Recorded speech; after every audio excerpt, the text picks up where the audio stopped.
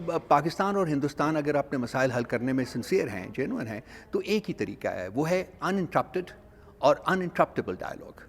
यानी एंगेजमेंट के बगैर तो आप कुछ नहीं कर सकते। वो आप बैक चैनल के ऊपर हो, वो ट्रैक 2 के ऊपर हो, ट्रैक 1.5 के ऊपर हो, गवर्नमेंट टू गवर्नमेंट हो, कुछ भी कर लें आप, लेकिन आपको एंगेज करना पड़ेगा।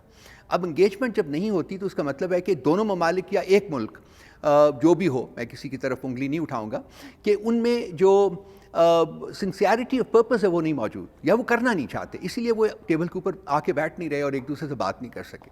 तो ट्रैक 2 जो है वो एक तरीका है जिसमें कि एक लेवल ऑफ एंगेजमेंट जो है उसको आप ना सिर्फ ये कि क्रिएट करते हैं, एस्टैब्लिश करते हैं, बट उसको बढ़ाते हैं, आगे बढ़ा उसको आगे लेके चलते हैं। तो इसका इम्पैक्ट तो होता है, लेकिन ये नहीं कि इम्पैक्ट दिनों में या हफ्तों में होगा। इम्पैक्ट होगा अगर हम इस प्रोसेस को कंटिन्यू कर सकते हैं, which we intend to, then over a period of time we feel कि इसका इम्पैक्ट डेफिनेटली जो हुकूमतें हैं वो भी महसूस करेंगी। अगर दोनों देशों के बीच में कोई किसी भी तरह की बातचीत नहीं होगी, किसी भी तरह के ताल्लुकात नहीं रहेंगे, तो वो तो बहुत ख़राब है।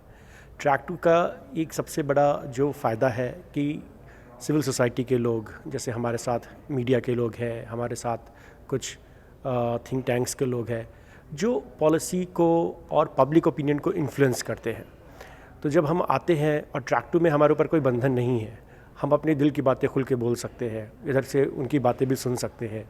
तो मेरे ख्याल से ये बहुत ज़रूरी है कि हम लोग आपस में बातचीत को जारी रखें। एक और मसले हैं जो कुछ ज़्यादा पॉलिटिकल मसले हैं, उन पे शायद बात करना आसान नहीं है, उन पे शायद अभी बातचीत जल्दी ना हो पाए, लेकिन ट्रैक 2 में ये है कि कम से कम दोनों बीचों की जो सिविल सोसाइटी मेंबर्स हैं, एकेडमिशियंस हैं, वो मिल के कुछ मसलों पे बात कर सकते हैं, पॉलिसी इन्फ्लुएंस कर सकते हैं, पब्लिक ओपिनियन को इन्फ्लुएंस कर सकते हैं।